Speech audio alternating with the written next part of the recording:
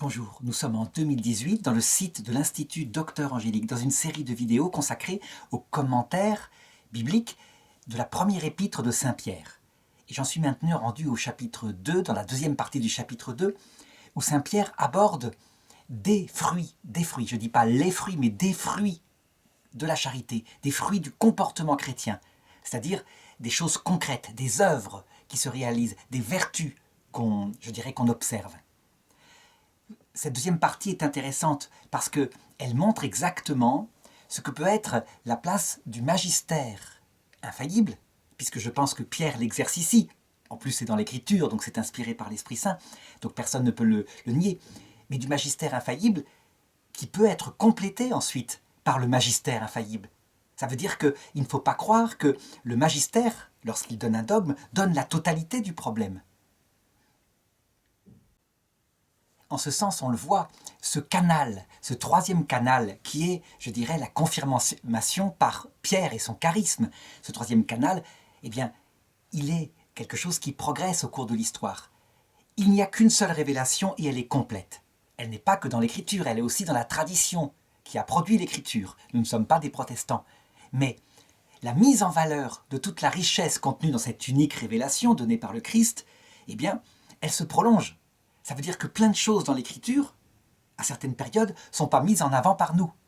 À d'autres périodes, on mettra d'autres choses à l'occasion d'autres erreurs. Et à la fin, on obtiendra à la fin du monde, lorsque Pierre offrira à Dieu, son martyr, puisque c'est ce que prophétise Jésus dans le chapitre 21 de l'Évangile selon saint Jean, eh bien, une plénitude de repères sur tous les points possibles. Et les choses avancent. Le catéchisme de l'Église catholique, par exemple, sorti par l'Église après le Concile Vatican II, est un progrès immense par rapport, au catéchisme du Concile de Trente. Ça veut dire qu'il aborde beaucoup plus de points. Et ce n'est pas terminé. L'Église n'a jamais abordé dans un concile œcuménique le sujet ultime qu'elle doit rechercher, à savoir l'eschatologie. Qu'est-ce qui se passe à l'heure de la mort? Qu'est-ce qui se passe après la mort? Ce sera sans doute le dernier concile qui un jour l'abordera. Alors, pour cette deuxième partie du chapitre, je vais le lire un petit peu à l'envers. Pourquoi? Parce que saint Pierre commence par donner des fruits. Une série de fruits, comme par exemple la pureté des mœurs, l'obéissance qu'on doit aux autorités politiques, la soumission qu'on doit avoir lorsqu'on est un serviteur à son maître, etc. Mais il justifie tout cela par une cause, qui est le Christ, qui nous a donné un modèle. Et il le donne à la fin de ce chapitre. Eh bien, je voudrais faire l'inverse. Je voudrais partir de la cause pour en déduire les effets. En effet, notre comportement, qui est un fruit concret de la charité.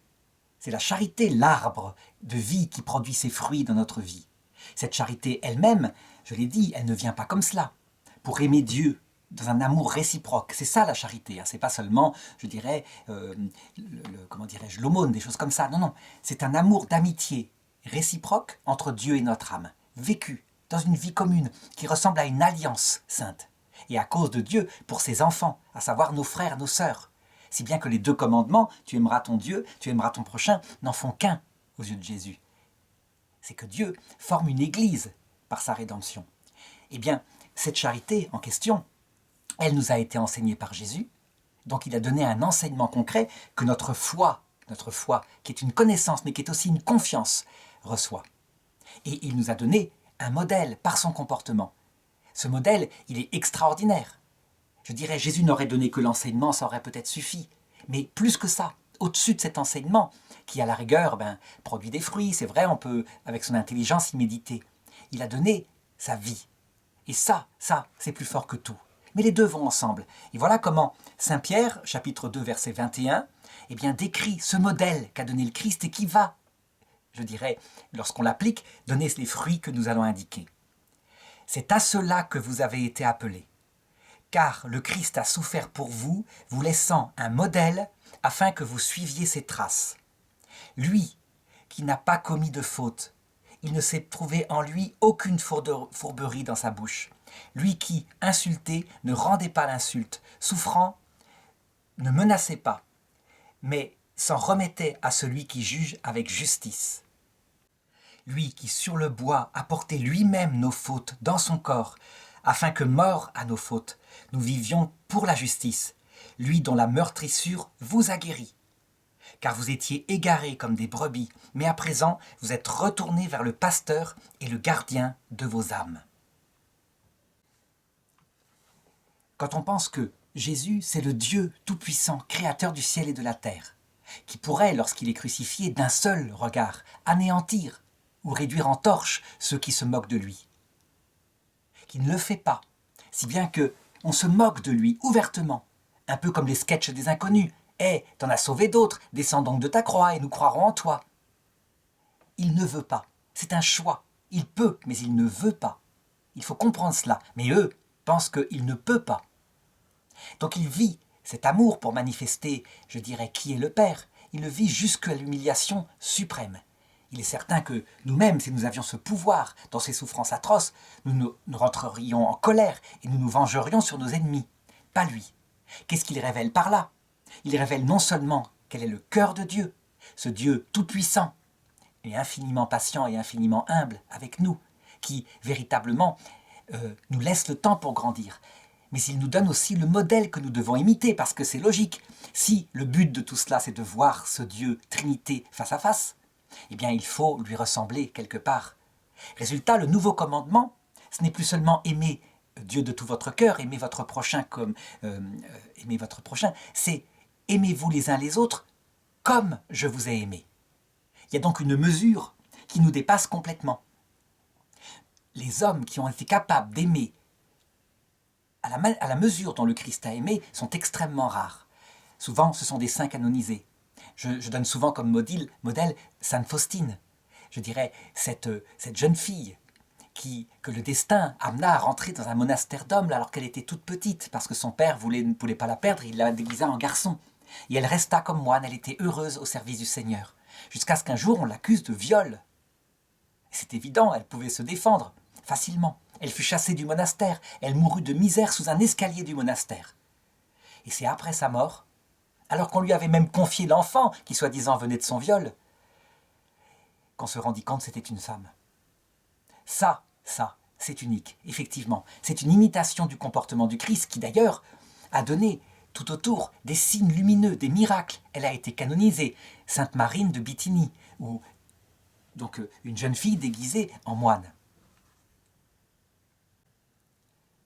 C'est vrai, très peu d'hommes sont capables, parce que c'est un amour, c'est un modèle d'amour qu'on ne peut pas imiter, tellement le Christ est allé loin. Mais c'est ce vers quoi nous devons tendre. Évidemment, comme nous n'y arrivons pas toujours en tout cas, et que nous y tendons, nous progressons vers cela, eh bien, il faut se préparer, puisque nul ne peut être à la norme du Christ, sauf la Vierge Marie, qui justement ne le savait pas. Eh bien, il faut nous préparer à arriver lors de notre jugement, repentant à genoux, prêts, en voyant le Christ et l'infinité de son mystère, à être comme désespérés devant l'horreur et la saleté de nos âmes.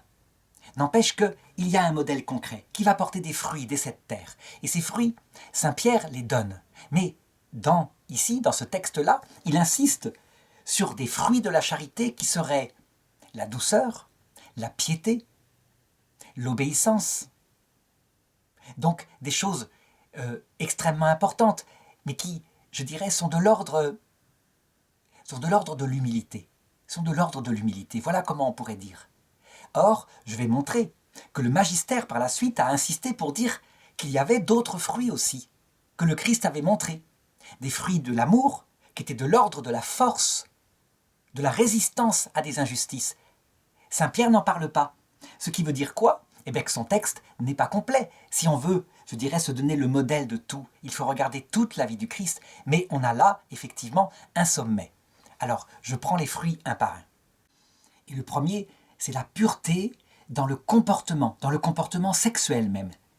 Très cher, je vous exhorte, comme étrangers et voyageurs sur la terre, ça veut dire que nous sommes que de passage. Ça, il le redit sans arrêt. Ne pas perdre que cette demeure ne dure que 50, 60, maximum 90 ans. C'est comme cela. À vous abstenir des désirs charnels qui font la guerre à l'âme. Ayez au milieu des nations une belle conduite, afin que sur le point même où ils vous calomniaient, comme malfaiteurs, la vue de vos bonnes œuvres les amène à glorifier Dieu. Et c'est vrai, je dirais, pastoralement, c'est bien vu. On peut dire que dans le paganisme romain, où saint Pierre vit lorsqu'il écrit son épître, eh bien, ce qui caractérise le comportement privé des gens, c'est très souvent ça, la luxure. C'est-à-dire que la fidélité est très peu présente. Actuellement, où le monde occidental redevient païen, on peut dire que l'adultère, la trahison de son conjoint, le changement de conjoint lorsqu'il ne nous plaît pas, est véritablement la chose qui apparaît presque en premier. D'ailleurs, lorsque la Révolution française a commencé à émettre des lois pour séparer les mœurs du christianisme, l'une des premières lois qu'elle a votées, ce n'est pas l'avortement, c'est le divorce. La possibilité de se séparer d'une personne qui ne nous plaît pas. Pour une raison simple, c'est que si seule la vie terrestre compte, il est urgent d'être heureux avant que ne vienne la vieillesse. Si par contre, nous ne sommes que des voyageurs et que nous n'emportons de l'autre côté que ce que nous avons fait de bien, comme être fidèles à celle qui nous plaisait moins, par exemple, mais parce que elle nous a donné, on s'est engagé vis-à-vis d'elle, elle nous a donné la joie de son amour, etc., des enfants. Eh bien, dans ce cas, on va se bagarrer face aux tentations, aux démons de midi, et tout cela, pour rester fidèle jusqu'au bout, et ne pas trahir la femme de sa jeunesse. C'est un commandement qui, en fait, lorsqu'on y réfléchit, est un commandement naturel. Les païens peuvent comprendre. Mais, en fait, ce commandement naturel, bien décrit par le prophète Malachie, qui disait aux Juifs, vous allez au temple et vous offrez des sacrifices, vous vous plaignez parce que Dieu ne vous exauce pas. Mais j'ai quelque chose à vous reprocher. Qu'as-tu fait de la jeune femme de ta jeunesse à qui tu as fait des serments? Tu as fait des serments et tu ne les as pas appliqués. Je déteste la répudiation, dit Dieu. Eh bien, ce comportement-là, les païens peuvent le comprendre, si bien que lorsque, mus par cette finalité spirituelle, ultime, la certitude que cette vie est prolongée par une autre, on arrive à maintenir une fidélité totale, donc un amour en acte. Les païens le voient, ils ne peuvent que reconnaître la grandeur de ce comportement. Parce que c'est inscrit dans la nature humaine, c'est la conscience même de l'homme qui, je dirais, qui sait ça. Quand on a donné sa parole à une jeune femme, on ne la trahit pas. Évidemment, le christianisme va plus loin. Jésus appelle à la fidélité jusqu'au pire. Ça veut dire même si l'autre a trahi. Et ça, les païens ne le comprennent pas. Là, il leur faut l'explication. L'explication du sens profond. Le sacrement de mariage pour les chrétiens, c'est la manifestation sur terre de la manière dont Dieu nous aime, dont Dieu nous est fidèle alors que nous le trahissons. Alors que dans une amitié naturelle, on est fidèle parce que l'autre est fidèle. Et évidemment, s'il trahit définitivement, on est levé de ce serment. C'est bien évident. Donc il y a une dimension de plus dans le sacrement de mariage. Mais la pureté, par contre, la fidélité, l'absence de l'adultère, ça, tout le monde peut le comprendre. Évidemment, il ne faut pas confondre, je dirais, cette fidélité-là avec une sorte de puritanisme coincé, quelque chose de rikiki, de restreint. Non, ça vient de la vie, ça vient de la joie, ça vient de la certitude que cette vie, avec ses soucis qu'il peut y avoir au jour le jour, de toute façon, elle va s'épanouir dans l'autre monde. Il y a quelquefois un comportement fidèle qui peut venir simplement du fait qu'on se restreint volontairement dans une vertu qui n'a plus son sens ultime. Donc il faut bien comprendre que le christianisme est fondé sur une espérance, et il le dit. Deuxième fruit que cite ici saint Pierre, c'est les rapports d'un chrétien aux autorités de l'État. Et il dit ceci, « Soyez soumis à cause du Seigneur à toute autorité humaine, soit au roi comme souverain, soit au gouverneur comme envoyé par lui pour punir ceux qui font le mal et féliciter ceux qui font le bien. Car c'est la volonté de Dieu qu'en faisant le bien, vous fermiez la bouche à l'ignorance des insensés. Agissez en hommes libres, non pas en hommes qui font de la liberté un voile sur leur malice, mais en serviteurs de Dieu. Honorez tout le monde, aimez vos frères, craignez Dieu, honorez le roi. » Si on prend le premier verset en l'extrayant de tout le reste, on entend, eh bien, soyez soumis aux autorités civiles, point. Et d'ailleurs, actuellement, en 2018, où passent de plus en plus en Europe occidentale des lois qui s'opposent au fondement même, quelquefois, de la nature humaine, comme par exemple, je dirais l'avortement. Ça a été la première, il y a 30 ans, mais Maintenant, le mariage homosexuel, l'adoption d'enfants par des couples homosexuels. Alors qu'on sait très bien que le droit fondamental d'un enfant, de par sa nature, c'est d'avoir un père et une mère. C'est évident. Je dirais, cette altérité qui se complète, c'est un besoin naturel, déjà que c'est compliqué d'être abandonné. Il y a aussi des lois sur l'euthanasie.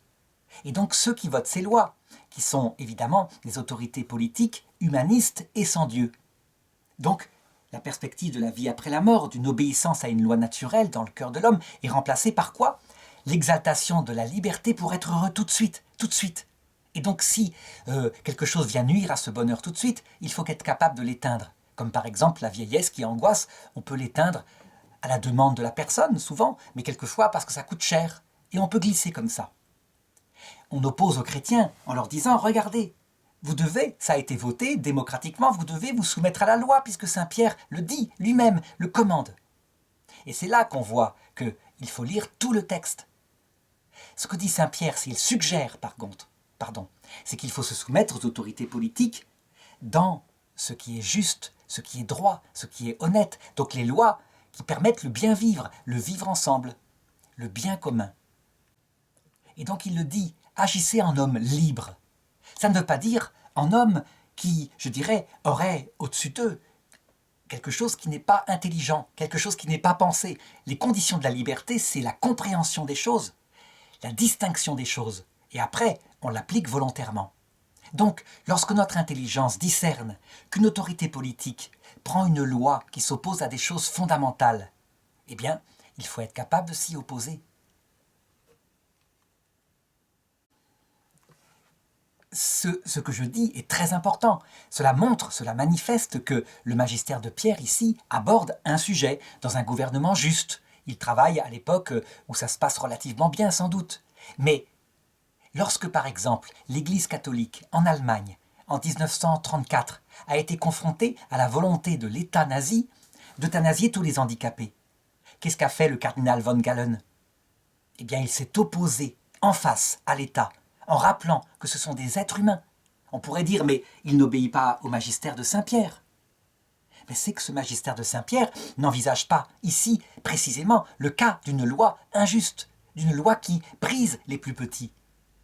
Et donc, évidemment, il faut que le magistère après, qui développe, confronté à d'autres situations, des problèmes comme cela, eh bien, puisse développer quelque chose, un comportement moral, cette vertu en question, en tout cas, qui fait résister parfois à des lois injustes, s'appelle la vertu de force. Et la vertu de force issue de la charité est issue aussi de l'intelligence. Ça veut dire que s'opposer de manière séditieuse, sans arrêt, à l'État, pour mettre un pouvoir politique qui nous plaît davantage, alors que un État peut être juste, avec des imperfections, c'est quelque chose qui par contre ne va pas. On le voit bien. Ce qui concerne le chrétien en premier lieu, c'est pas, par exemple, l'impôt est un peu trop fort, ou alors les routes sont mal goudronnées. Ce qui concerne un chrétien, ce sont les sujets qui touchent profondément au destin même de l'homme, à ce que c'est que l'homme dans sa profondeur. Au verset 17, prenons-le, Saint Pierre dit « Honorez tout le monde. Aimez vos frères, craignez Dieu, honorez le roi. » On pourrait dire « Oui, absolument. Il faut privilégier, y compris lorsqu'on doit résister à quelque chose qui est inique, on doit privilégier des relations civiques, respectueuses de la personne de l'autre, ne pas tout de suite insulter, etc. Cependant, et je complète les choses ici, lorsque on est confronté à de l'hypocrisie, des comportements mensongers, comme l'a été Jésus face aux pharisiens, on regarde son comportement et on considère, on regarde, on voit que 7 fois de suite, publiquement, il a maudit les pharisiens avec des mots incroyablement forts. C'est dans Matthieu, à partir du chapitre 23, 13. « Malheur à vous, scribes et pharisiens hypocrites, qui fermez aux hommes le royaume des cieux. Vous n'entrez certes pas vous-même, et vous ne laissez même pas entrer ceux qui le voudraient. Malheur à vous, scribes et pharisiens, qui dévorez les maisons des veuves, en faisant de longues prières. Malheur à vous, scribes et pharisiens hypocrites qui parcourez mer et continent pour gagner un prosélyte, et quand vous l'avez gagné, vous le rendez digne de la géhenne 2 fois plus que vous, etc. Il y en a 8 comme ça. On pourrait dire, mais alors Saint Pierre s'oppose à l'attitude de Jésus. Non, il ne s'y oppose pas, du tout. on est dans le domaine, je dirais, des principes moraux, de la théologie morale. Il donne, je dirais, aussi un comportement pratique. Il faut commencer par la patience, la douceur.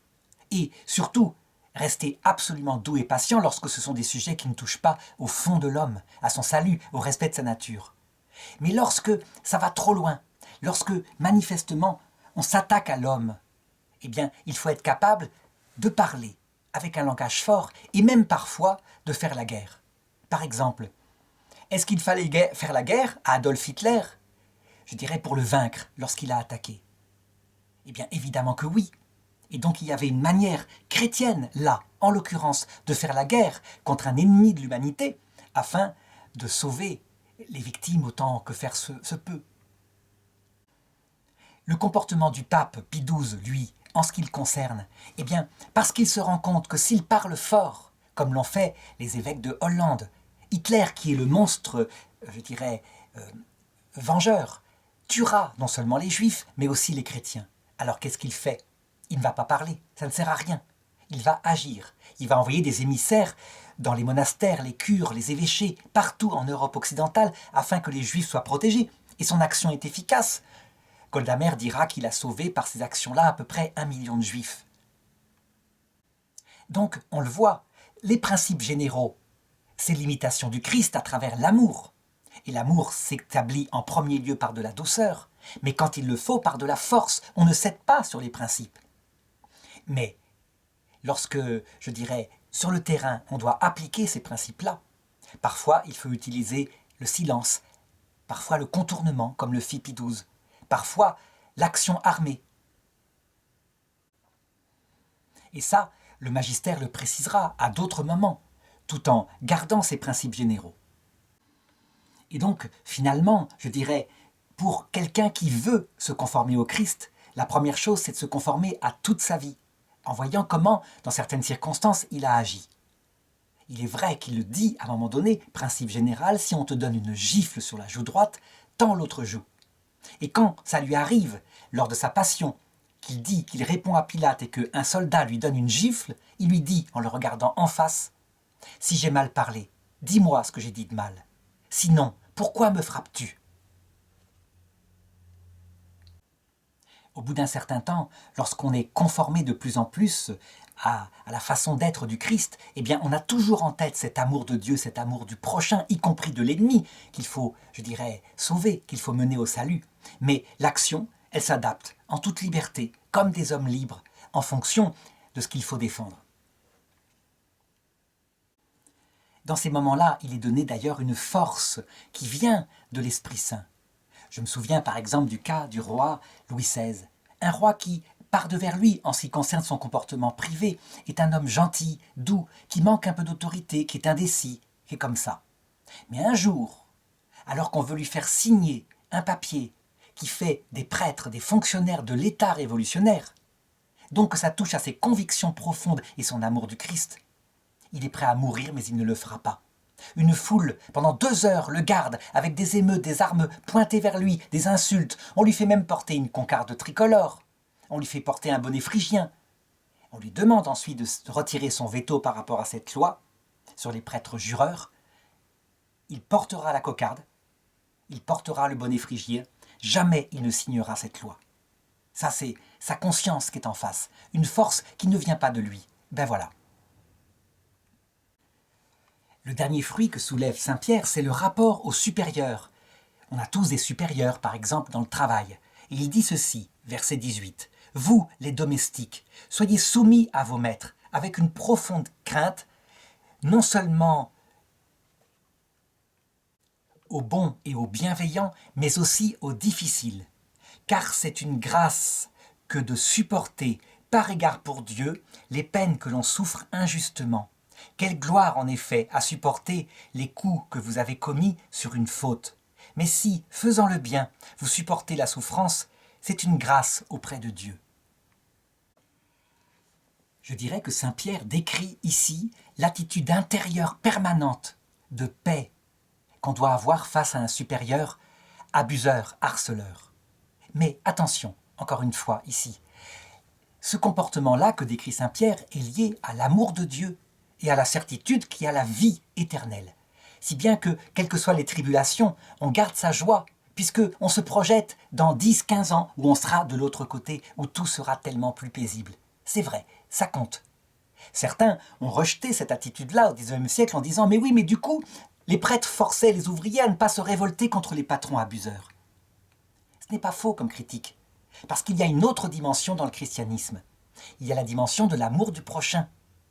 Et donc, on constate que lorsque on prend une attitude totale de soumission envers quelqu'un qui abuse, eh bien, il abuse encore plus. Il développe un comportement parfois sadique. Le harcèlement moral, le harcèlement sexuel, c'est quelque chose qui maintenant est criminalisé, mais qui s'était produit pendant des siècles. Qu'on pense aux petites servantes, qui, fallait bien qu'elles gardent le travail, et puis elles étaient profondément chrétiennes. Et quelquefois, elles étaient abusées par un maître, elles tombaient enceintes, et ensuite elles s'étaient mises à la porte, dans la misère. Voilà la réalité.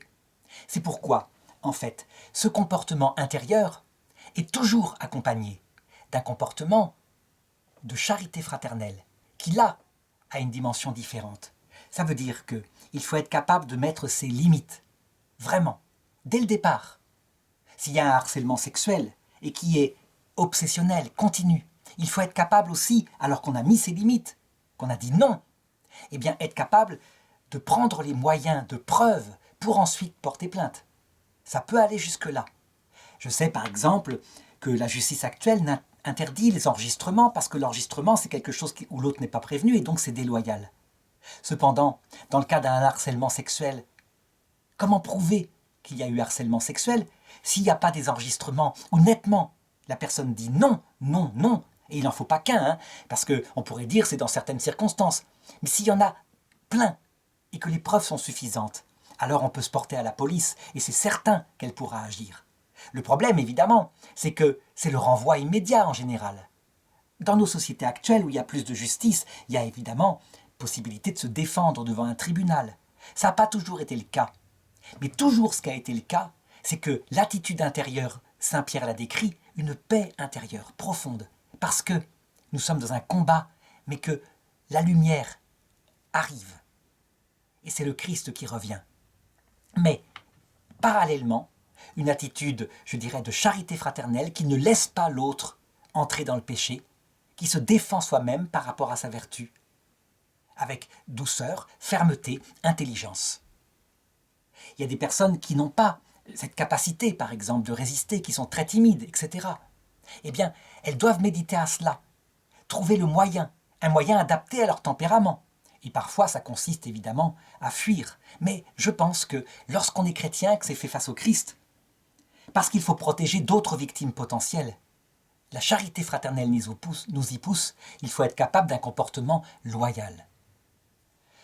L'être humain, capable de cela, en tout cas chez les païens, est très peu nombreux, mais même chez les chrétiens, parce que les chrétiens sont souvent tièdes.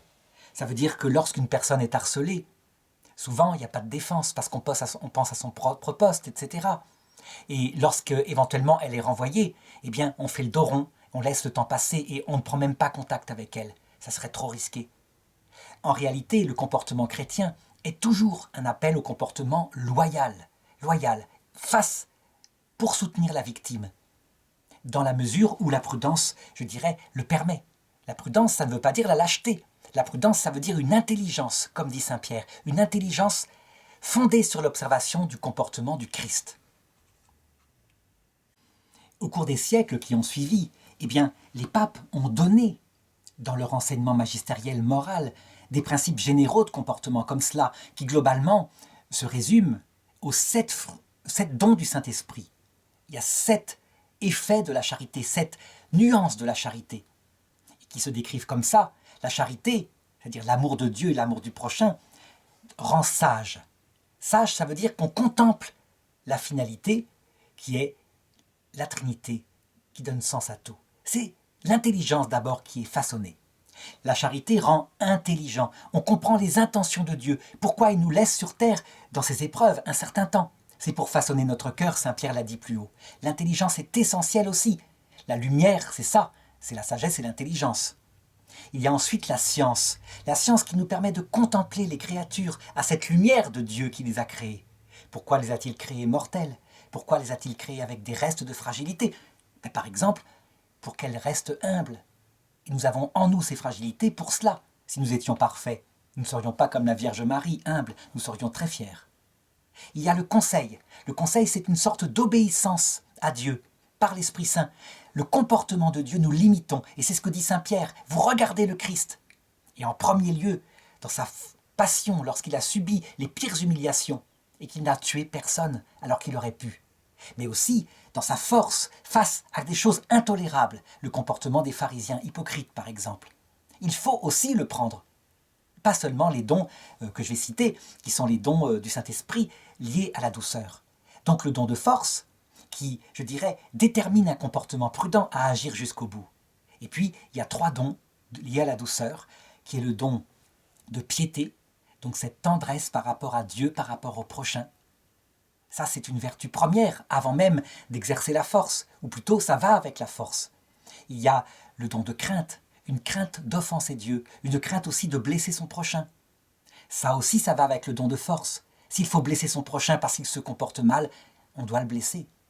Si possible, il faut éviter de le blesser, donc utiliser la douceur pour plutôt le convaincre. Mais parfois, on ne peut pas faire autrement.